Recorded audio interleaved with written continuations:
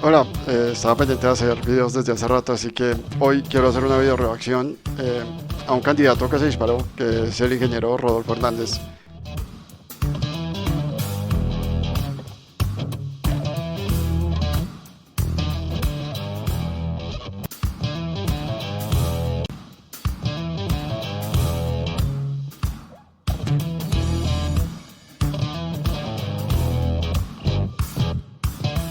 Para no deberle favores a nadie, pagó la campaña con plata de su propio bolsillo. Les declaró la guerra a los políticos tradicionales y ganó la alcaldía de Bucaramanga. A ver, sobre el tema de financiar la propia campaña y declarar la guerra a los políticos tradicionales, hay cierta falacia, o sea, no necesariamente eso quiere decir que sea algo bueno, es decir, sí es necesario a veces considerando, digamos, sobre todo el entramado de corrupción que se ha generado eh, en el país, no aliarse mucho con políticos tradicionales y además no estar debiéndole favores a nadie. Eso puede ser un argumento a favor, pero eso no quiere decir que vaya a ser necesariamente una buena gestión o que vaya a ser un excelente político. Eso por un lado, o sea, no quiero decir, no estoy tratando de decir que de por sí Rodolfo Hernández es un desastre, porque no lo es. Claramente hay varias cosas buenas que rescatarle, pero este tipo de argumentos, aunque esto es una introducción, pues vale la pena igual mencionar, pues que este tipo de argumentos no son del todo, o sea, son medio falaces hasta cierto punto. Es decir, hacer este tipo de cosas es necesario, pero no significa obligatoriamente que la persona que lo haga vaya a hacer una buena gestión. Lo sacaron antes de terminar el periodo por participación en política. Su administración no fue ajena a escándalos. Y bueno, aquí ya tenemos un tema, o sea, si usted lo sacan de su cargo por haber participado en política, por un lado, y además tiene una administración en la que se dice que no fue ajena a escándalos, esa no es una muy buena carta de presentación. Vuelvo y repito, hay muchas cosas buenas que reconocerle. Tengo entendido que, por ejemplo, Rodolfo Hernández pudo sanear mucho el tema de gestión pública en Bucaramanga. Y eso pues es un tema importante, porque sanear la gestión pública en el país es muy difícil. Y muchos lo han intentado y no han podido, y pues el entramado de corrupción, la estructura de corrupción y de clientelismo que se ha montado en el país es tan fuerte que hacer eso pues es una hazaña. Pero pues por otro lado tenemos esto. Con esa descripción ya creo que ha quedado clarísimo quién es el invitado esta noche. Voy a desactivar los comentarios y voy a invitar a este candidato para que, por supuesto, podamos comenzar a dialogar con él. Sí, un pequeño tema más de forma que de fondo, no podían, pues esto salió digamos de lo que el mismo ingeniero Rodolfo Hernández publicó, y no podían como pensar en un formato como más agradable, es decir, no tener que ver la imagen dentro de ese celular que ocupa solo como un cuarto de la pantalla, sino como poder ver la entrevista en toda la pantalla. Digo, no, es simplemente un comentario. Y entonces resolvimos, Juan Diego, aceptar la invitación que me dijo mi hermano y empezamos a trabajar ese mismo día. Y yo había ayudado a elegir alcalde que estaba Luis Francisco Borges, que llevaba 14 meses y 16 días en la alcaldía. Entonces yo bajé y le dije al alcalde, le decimos aquí coloquialmente, Lucho Borges. Lucho, Sí. Aquí está. Me voy a lanzar a la alcaldía. Y me dijo, tranquilo que yo le ayudo. Le dije, no me ayude porque usted me jode. Usted me prometió a mí una administración incluyente para hacer un equilibrio y mejoramiento de condiciones de vida a los más pobres. Y usted se ha dedicado a robarse la plata. No sea estafador, no sea sinvergüenza. Yo no quiero su ayuda. Le vengo a notificar que me voy a lanzar a la alcaldía. Pero usted lo apoyó, ¿no? Usted le metió plata a la campaña de él. Yo le regalé 100 millones de pesos, eso es todo. Y me los devolvió porque los pedí.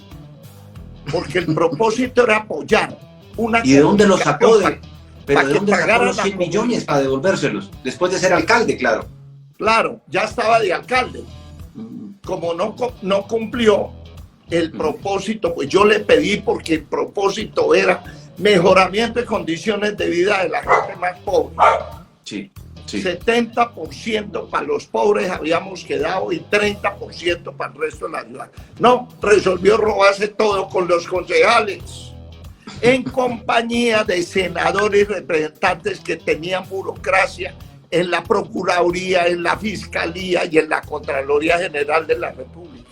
Solo aquí para contexto, decidí sentarme a investigar quién es este señor Luis Francisco Borges, porque pues en realidad no lo conocía.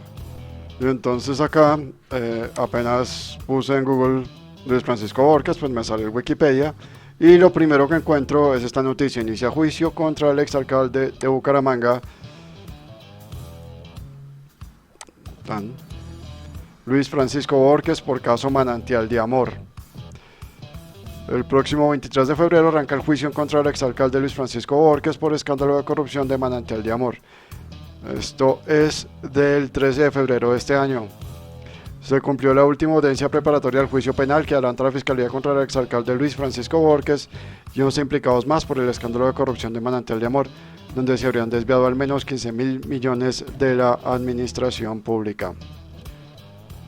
La pregunta acá es la siguiente, o sea, igual el señor Rodolfo Hernández lo ayudó a elegir, le dio plata, él mismo lo dice, le dio plata y lo apoyó durante su campaña, de la misma manera como él apoyó al actual alcalde Cárdenas, y vea lo que hizo Luis Borges. Entonces, o sea, es decir, ahí no hay responsabilidad jurídica, claramente no la hay, porque el señor Hernández no tenía por qué saber que el señor Borges iba a hacer lo que hizo, de acuerdo, pero o sea, una responsabilidad política, o sea, ¿usted a quién está eligiendo? ¿Usted a quién está ayudando a elegir? O sea, cualquiera puede decirle a usted, voy a arreglar la situación y sube y se roba la plata, simplemente le devuelve la plata que usted puso y ya. O sea, digamos, ahí tiene que haber como una especie de reflexión de, o sea, quiénes son las personas que le están colaborando, porque de la misma manera como se cuestiona a aquel que está en las listas de Fajardo, en las listas de Petro, en las listas de Uribe, pues también se tiene que cuestionar este tipo de contactos políticos. Uno no puede salir a decir, no, yo lo apoyé, me volvió la plata, ya me lavo las manos y el tipo es un corrupto y yo no tengo nada que ver.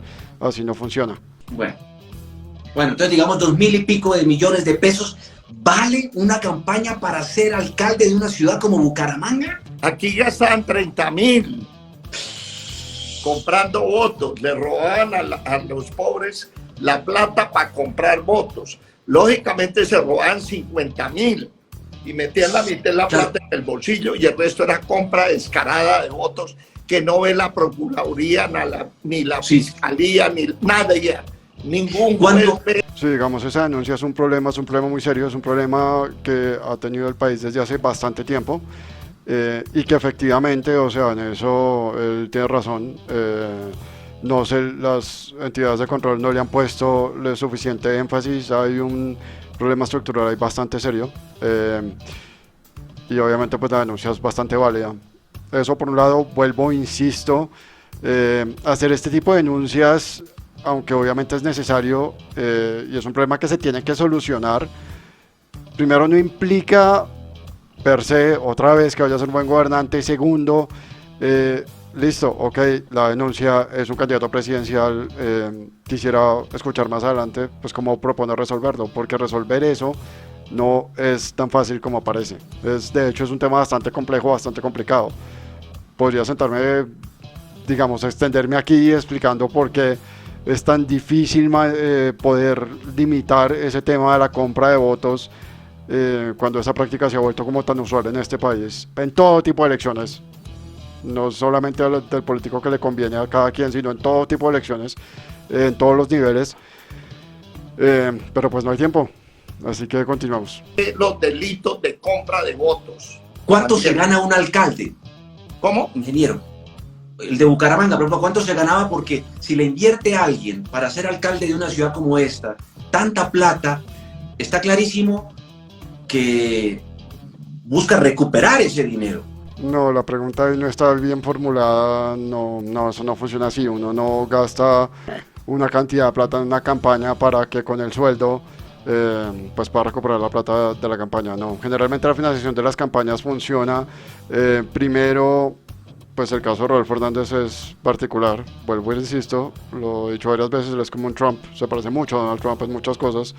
El caso de Hernández es particular porque él básicamente financió su campaña, pero cuando los candidatos buscan financiación externa, la financiación pues no la hacen ellos, la buscan generalmente gente del sector privado. Es que también depende de las normas de financiación, ¿no? A veces hay legislaciones donde el Estado es el que financia las campañas políticas, o tiene sus pros y sus contras, pero asumiendo que la legislación dice que básicamente la financiación debe venir de bolsillos privados, lo que hacen los políticos o los candidatos es que buscan inversionistas, o sea, gente del sector privado que quiere invertir en sus campañas. Esa gente que invierte en sus campañas, por lo general, lo hace esperando ellos, los inversionistas, algún tipo de retorno cuando estas personas lleguen al poder. Entonces, que les permitan, que les den un contrato bien jugoso, que les den algún tipo de beneficio fiscal, algún tipo de, digamos, ¿cómo decirlo? O sea, de compensación por la inversión, que obviamente pues permita que ellos recuperen su inversión, pero no, ningún político dice, no, voy a gastar, qué sé yo, 20.000 millones para hacerme 30.000. Los que lo hacen, pues prácticamente lo harían por medio de corrupción, porque usted ganándose un salario de 10, 15 millones, pues no recupera 3.000 millones en 4 años. No lo hacen. Ahora, lo que usted me dice del interés que yo tenía de ganar la alcaldía era para sacar los ladrones, precisamente. Pero no lo sacó, sí. Y la placa Juan Diego se aplicó. Y lo que Juan Diego pregunta es muy pertinente ahí. Este tema es de amplio debate. He escuchado a varias gente de Bucaramanga. He podido tener la oportunidad de compartir con algunos de ellos que dicen que él efectivamente saneó, vuelvo, insisto, la gestión pública, lo cual sería un tema, pues digamos, bastante encomiable, pero pues la corrupción en Bucaramanga, o sea, todavía está, o sea, todavía hay corrupción. Tengo entendido que aún hoy hay problemas con el actual alcalde Cárdenas en la ciudad.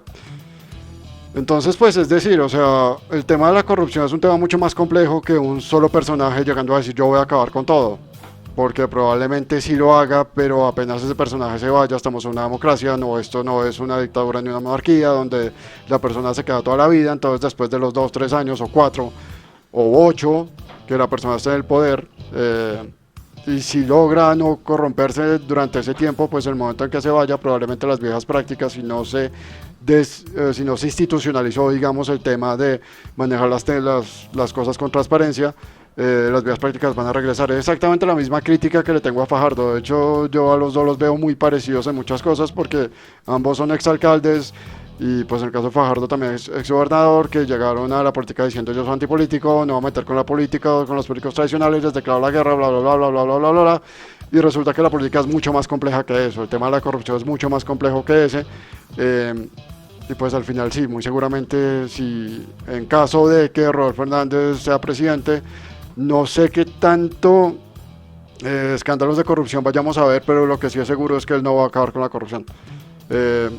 Quien quiera que lo siga, aún más ya viendo el tema de Borges, probablemente sea su sucesor, incluso su sucesor puede verse envuelto en escándalos de corrupción, muy seguramente. La otra, Juan Diego, era generar una emoción. ¿Cuál era la emoción? Que nosotros, ganando en la alcaldía, íbamos a transformar en los códigos de comportamiento, porque íbamos a gobernar con 3 pilares filosóficos. Era gobernar con lógica, gobernar con ética y gobernar con estética. Y 32 meses de campaña. Nunca salí a la calle, nunca puse una valla, nunca puse un pasacalles, teja, ladrillo, cemento, tamal, lechona, cerveza, plata, música, cámara, acción, voladores, grito, orquesta, Maluma, cero. Nada de eso. Pero, o sea, no es por hacer la comparación, seguir haciendo la comparación, que yo sé que puede ser un poco odioso pero pues es que es necesario. Básicamente es exactamente lo mismo que dice Fajardo. Es exactamente lo mismo y es la misma crítica que yo le tengo a él. Porque uno puede salir a decir, no, la corrupción yo la voy a enfrentar gobernando de la manera más transparente posible, que es en términos muy simples lo que está diciendo Rodolfo Hernández ahí. Porque sí, vuelvo a insistir, usted puede gobernar sin corrupción, o sea, siendo usted como que el ejemplo a seguir durante el tiempo que usted está en el gobierno. El momento que usted salga del gobierno se acaba. Y hasta ahí llegó su lucha contra la corrupción. Y el país igual. O sea, las prácticas clientelares y corruptas en el país se seguirán manejando como siempre se ha manejado y nada habrá cambiado después de que usted se vaya. Entonces, al final de cuentas, ¿qué cambio es ese? ¿Cuál es su posición entonces frente a las negociaciones de paz? Al proceso de paz con las FARC, que ha tenido sus dificultades ya suficientemente conocidas y demás, en la implementación, con las disidencias, muchos de los cuales se volvieron al monte a seguir haciendo daños y cosas terribles. ¿Cuál es su posición si fuera presidente? Es decir, ¿seguiría implementando la paz?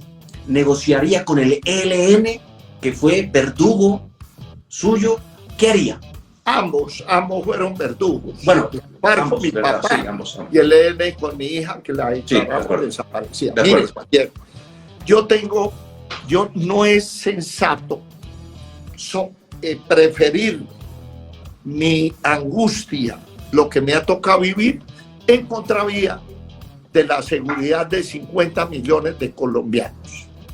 Yo, Rodolfo Hernández, ganando la presidencia de la República, implemento lo que no ha querido cumplir este gobierno, el acuerdo de paz. Cumplirles lo que se firmó como Estado. Hay que cumplirles. El gobierno no ha cumplido. Pues sí, vale la pena hacer aquí una aclaración de dos temas que son, pues están relacionados pero son diferentes. Una cosa es la voluntad política que Rodolfo Hernández la tiene y eso hay que reconocérselo. Es importante que si va a ser presidente, por lo menos tenga la voluntad política de seguir implementando los acuerdos. Independientemente de eso, pues también está pues la no modificabilidad de los acuerdos, es decir, aún así él dijera que va a acabar con los acuerdos, pues no lo puede hacer. Uno de los problemas que ha tenido Iván Duque desde que fue presidente es que una de las banderas con las que él fue presidente fueron las banderas de su partido, que era decirle no a los acuerdos de paz, y cuando él llega al poder se da cuenta de que decirle no y hacer trizar la paz pues no es tan fácil, es muy difícil de hacer. Y pues todos estos tumbos que le ha dado y todos estos temas con la con por ejemplo la oposición a la ley de la JEP y todas las salidas en falso que le intentaba hacer contra el proceso de paz, pues han sido básicamente la forma como él ha intentado socavarlo, entendiendo el marco institucional en el que se encuentra. Entonces, digamos, ahí se reconoce la voluntad, pero pues hay que entender que aún así se quisiera acabar con el proceso de paz, no se podría hacer algo muy diferente a lo que está haciendo Duque ahora, por la misma forma en que el proceso de paz ya fue implementado, por el mismo marco institucional que el mismo proceso de paz generó. Claro. Ahora usted me dice, implementaría con el ELN, que fue verdugo mío, ambos fueron, pero este con muerto. Sí. Sí, y yo digo que sin ponerle tanta tiza, ya está el acuerdo de paz con la FARC. ¿Por qué no le ponemos un otro sí? Otro sí. El presente acuerdo sí, se extiende para todos los del Ejército de Liberación Nacional. Eso no es tan fácil y eso no funciona así. Es que tal vez una de las críticas que yo más le tengo a Rodolfo Hernández es que él no conoce esos temas, él no los maneja. O sea, uno puede ser un outsider de la política, no tener nada que ver con los políticos y eso está bien, pero pues independientemente de eso, pues hay que saber, así como para usted construir una casa usted tiene que saber de ingeniería, pues para gobernar un país usted tiene que saber gobernar, eso no funciona así. El ELN, o sea, primero dentro del marco de los acuerdos con las FARC hay unos acuerdos que, o sea, hay unas cosas que no se puede simplemente extender porque primero hay unos temas que ya están elevados a nivel constitucional. Y segundo, y esto es lo más importante de todo, los reclamos, el discurso del ELN, el propósito del ELN no es igual al de las FARC, es diferente. Ellos tienen unos reclamos diferentes. Por eso es que uno no puede sentarse y decir, no, ya está este acuerdo firmado, ahora firmen ustedes y se acabó. Si esto se pudiera hacer así, pues si hubiera hecho de una vez con las FARC, los hubieran sentado a todos en La Habana y firme. Pero el ELN en eso ha tenido un actuar muy diferente. Y parte de la razón por la cual no se ha podido firmar es obviamente culpa de este gobierno, sí, pero también es porque toca sentarse otra vez y eso se estaba intentando hacer al inicio del gobierno, solo que lo paró con el ELN, buscar explorar los campos exploratorios, hacer exactamente todo el proceso que se hizo con las FARC para llegar a un nuevo acuerdo. Por lo menos en el mejor de los casos, el nuevo acuerdo pues de pronto rescataría cosas que tiene el acuerdo con las FARC, pero sería una cosa diferente porque el ELN y las FARC no son lo mismo. Y lo que nos comprometamos, ponerme yo al frente de que se haga. No, así no funciona el Estado de Derecho. Una vez más se le reconoce la voluntad política, la intención de decir quiero hacer algo nuevo, quiero hacer algo bien, quiero que esto salga bien, yo voy a estar al frente. Pero es que la idea es que las cosas funcionen aún así esté al frente el presidente o no. Esa es la lógica de la institucionalidad. No que las cosas funcionen solo porque el presidente o cuando el presidente está al frente de las cosas. Mire, si hacemos unos campamentos de paz, yo le voy a nombrar uno, no sé si usted ha ido, se llama Colonia Tovar en Venezuela. No, ¿Ha ido? No. Pero si usted lo mira en el Google, eso es como estar en Alemania. Es un pueblito alemán, bávaro. No, esto ya es deprimente, o sea, es que es... A ver, dos cosas ahí. Uno, campamentos de paz en Venezuela. O sea, primero eso habría que explicarlo muy bien. O sea, ¿cómo así un campamento de paz en Venezuela? Eso por un lado. No sé, el ingeniero como que no cayó en cuenta de lo raro que es eso, pero, o sea, lo inusual que es eso. Probablemente sí hay un campamento de paz en Venezuela, o sea, como para, o sea, están, o sea, el gobierno venezolano está prestando territorio suyo para que excombatientes colombianos se reformen en un pueblito alemán, o sea, con unas instalaciones que no se han visto acá, cuando el gobierno venezolano tiene sus propias obligaciones con sus propios ciudadanos. O sea, hay una vaina, ahí hay algo que no cuadra, pero es que hay otra cosa que también es importante mencionar. Pueblitos alemanes en América Latina hay muchísimos. No necesariamente fueron construidos por el gobierno. Si pensamos en Santa Catarina en Brasil o en el de Argentina, sí, estaba la Cumbrecita, pero también tenía entendido que había otro en Tandil, que también tenía mucha influencia alemana. Porque migración europea a América Latina hubo bastante, no solo española. Entonces sí, no solo hay pueblitos alemanes, también hay pueblitos italianos. O sea, lo he dicho en Twitter varias veces, quiero insistir acá, me parece que el señor es bastante desubicado, tiene muy poca idea realmente de los temas de los que habla. ¿Por qué no hacemos eso? Se han tirado un pocotón de plata, utilizaron los campamentos de paz para robarse la plata. Son unos descarados, estos politiqueros que compran votos y miren lo que nos generan.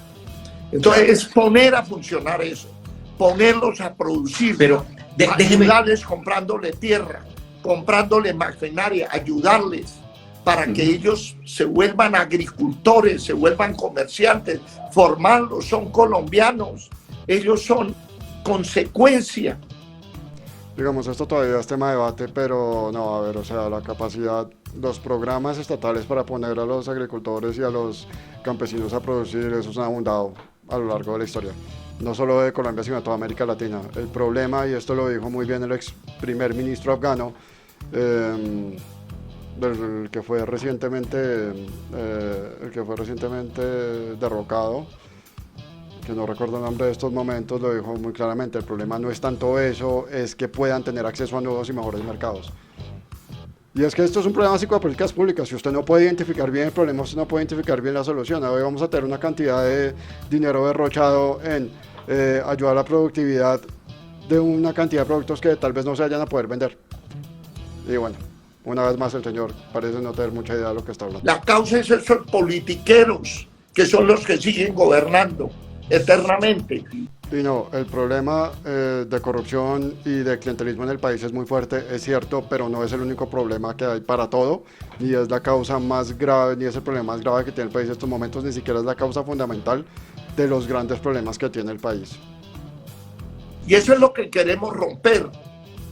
Sí, óigame, dice usted muy bien que los políticos y los corruptos, bueno, son entre otros parte del origen y la causa de toda esta violencia y estos grupos. Muy bien, pero también el narcotráfico, ¿verdad? Ha sido combustible y ha, digamos, ayudado a que todas estas agrupaciones hayan torcido sus ideologías y demás y hayan terminado en lo que pues es bien conocido. Pero ¿cómo combatiría usted eso, el narcotráfico como fuente también de financiación de estos grupos armados? ¿Y qué plantea? Bueno, mire, Juan Diego y todos los colombianos, mire, el narcotráfico, la única manera de acabarlo es quitando la prohibición. Primero, no sé dónde saca que es la única manera, probablemente sí lo sé, o sea, es que es decir, cuando usted quita la prohibición, usted está legalizando, o sea, igual no lo va a acabar, simplemente está haciendo que la actividad sea legal. Porque lo que hace que el narcotráfico siga en un mundo capitalista es la prohibición. No, lo que hace que el narcotráfico siga en un mundo capitalista es la demanda. Hay gente que lo quiere y que está dispuesto a pagar un buen precio por ello. El hecho de que no, de que el Estado lo haya ilegalizado, lo único que hace es que esos precios tal vez suban. Pero si la demanda sigue existiendo y si hay gente que lo sigue pidiendo, pues obviamente la actividad, el producto, la droga, se va a seguir distribuyendo, así haya prohibición o no. Todo lo que es prohibido sube de precio. Y sube de precio de modo escandaloso, porque 1 kilo de cocaína de alta pureza puesta en el Baupés, producida ahí, vale más o menos $5.000. Y 1 kilo de cocaína puesta en las calles de Nueva York, en la Quinta Avenida, vale $200.000. Mientras que esa diferencia entre el producto terminado en Guainí, en Baupés, donde está el narcotráfico, las transformadoras de la materia prima, ya en clorhidrato de cocaína, sea de 5 a 200.000. Sí, a ver, la diferencia es muy alta entre el precio de adquisición de la materia prima y el precio del producto final, pero eso se debe a muchísimos factores. Se debe, sí, en parte se debe a que hay una clandestinidad y esa clandestinidad trae costos adicionales que quedan implicados en el precio, pero también hay que considerar que hay gente que está dispuesta a pagar $200.000 el kilo por ese producto. También hay que considerar que hay una competencia muy baja, las barreras de competencia, pues es que eso es relativo, pero en general las barreras de competencia son altas. Ahora, si usted legaliza, usted no va a reducir las barreras de competencia, porque pues ya hay gente que tiene los laboratorios, hay gente que conoce las rutas, hay gente que tiene los mercados. Entonces entrar a competir ya con, o sea, eso, en el momento en que se legalice prácticamente se generarían grandes marcas y entrar a competir para los pequeños competidores con esas grandes marcas ya sería complicado, pues porque los consumidores ya saben a dónde ir. ¿Sí? Entonces, al final de cuentas el tema es muchísimo más complejo que simplemente, quitemos la prohibición y se acabó. Yo pues aprovecho para hacer un comentario bastante triste, pero es así, es como si estuviera corrigiendo a en una discusión de cafetería, pero esto no es una discusión de cafetería, esto son las propuestas de un candidato a la presidencia y esto sí tiene que dar para mucho que pensar. El narcotráfico sigue. Hay que reconocer a través de Naciones Unidas lo que hay que plantear. Quitemos la prohibición.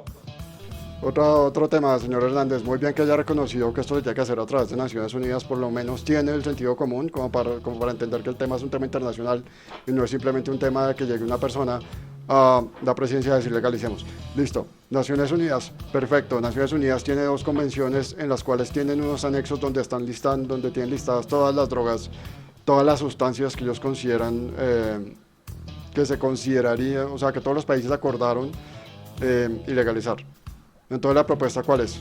¿Eliminar esos dos anexos? ¿Eliminamos toda la lista de todas esas sustancias? ¿O qué? Porque ¿qué es un adicto?